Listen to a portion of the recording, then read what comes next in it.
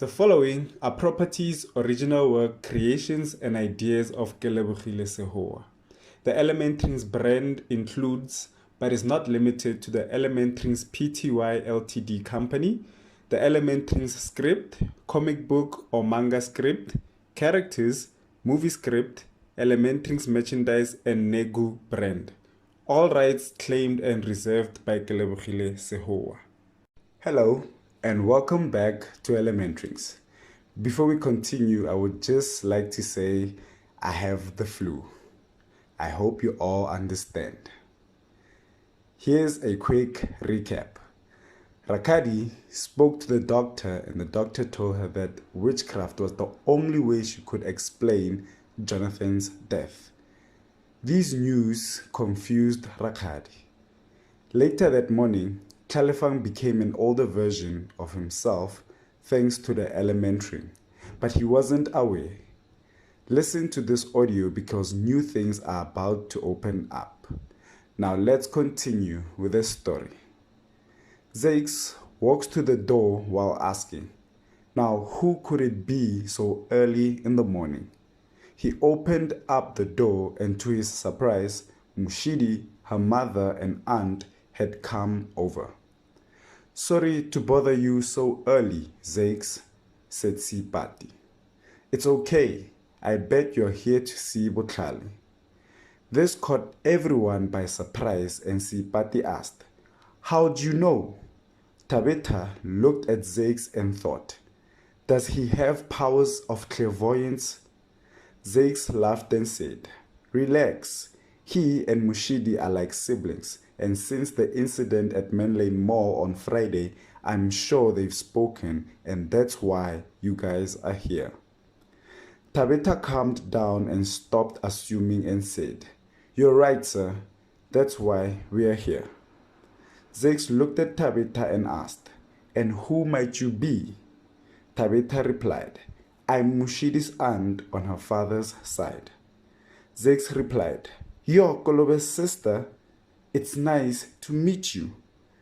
Tabitha replied, "Likewise. I'm sorry to be rude, but has your son left for school yet?"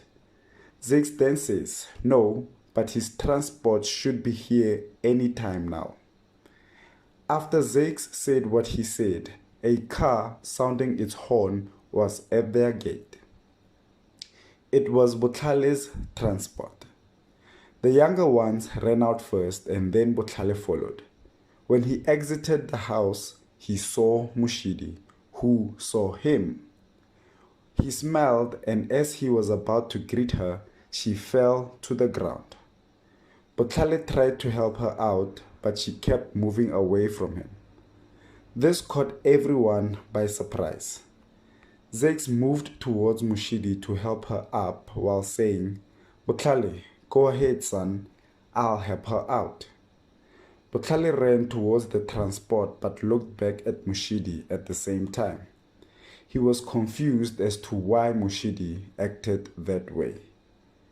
Botlale got into the transport and it left. Tabitha helped Zakes help Mushidi up and then said, "I'm sorry for this confusion.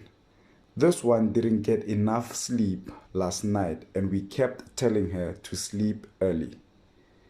We'll come back later to check on your son." The three of them exited the yard while waving at Zakes. Matlohanolo came asking, "What's all the screaming for?" Zakes replied, "Mushidi, Sipati, and Kolobe's sister were here to check on Botlale. They were happy to see each other, dear." Zakes knew that if he told Matlohanolo the truth, she'd freak out. "I'll have to go find out what caused Mushidi to lose her mind like that. I bet this has to do with what happened last week Friday morning." As Mushidi, her mom, and aunt walked back home, Sipati asked, "Are you okay, my baby?" Tabitha also asked, "You saw something, didn't you? I could feel it too. But you didn't only feel it, you saw it too, didn't you?" Sipati was annoyed by Tabitha's words. The cloud's gotten bigger and it seems there's something else attached to Butlale as if it's formed around him. It's not clear, but it's the scariest thing I've ever seen in my entire life, Mushidi said while shedding tears. When Seipati saw this, she felt useless as a mother as she was worried about what was happening and what was to follow. They got home and entered the yard. I guess I don't have a choice. I have to take her to him. This is unlike anything I've ever experienced, Tabitha thought to herself. A few moments after Butlale and his little brothers had entered their transport, Butlale greeted his friends. These were the same friends who checked up on him along with Mendy. They noticed the bandages and immediately bombarded him with questions. Butlale, are you okay? Asked Tebogo. Yeah, Butlale, how are you? Dikeledi asked. Mendy was super worried about you. She's the one who initiated the whole thing of checking up on you, said Pule. Butlale looked at his friends and said, I'm okay, you guys, really. And thanks for checking up on me. I really appreciate all of you for that. Zanzi, one of the girls, said, I'm glad you're okay, Butlale. Butlale looked at her and smiled and said, the doctors said I should be fine in no time. Kiitumetse, who was the last to say something, said, you are going down as a legend for surviving a meteorite. Not even dinosaurs could do that. This caused the bunch and everyone else in the transport to laugh. Let's play Zigzag Kwara Kwara, Puleng said excitedly. Okay, the theme will be countries, said Kiitumetse. Zanzi looked at Kiitumetse and said, at least you didn't say colors. We always do colors, as if we don't know anything else. The friends laughed and then Tebogo added, haha, she does love her colors. Kiitumetse felt embarrassed. She looked out the window and said, you bore me. Butlale thought back to what happened earlier with Mushidi and gently said, I'm sorry, you guys. I have a lot on my mind today. I'll join you after school. Tlalefang, sitting in the back seat, leaned forward, touched Butlale's shoulder and asked, bro, you good? Tebogo was concerned as well, so he asked, yeah, dude, are you really okay? Butlale was too fixated on his many thoughts to answer his little brother and his friend.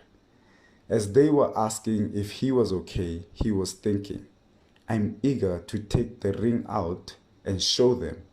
But what if they want to wear it and the same thing happened with Tlalefang happens to them? Nah, it's too risky. I'll wait until I get to school. And that's the end of the 39th release. As you all heard, the cloud Mushidi can see is getting bigger, and it seems there's something else that's formed around Butlale. In their school transport, his friends got to see him for the first time since the efforts to contact him over the weekend. And just like true friends, they were happy to see him alive and kicking. Thanks for the support, and bye for now.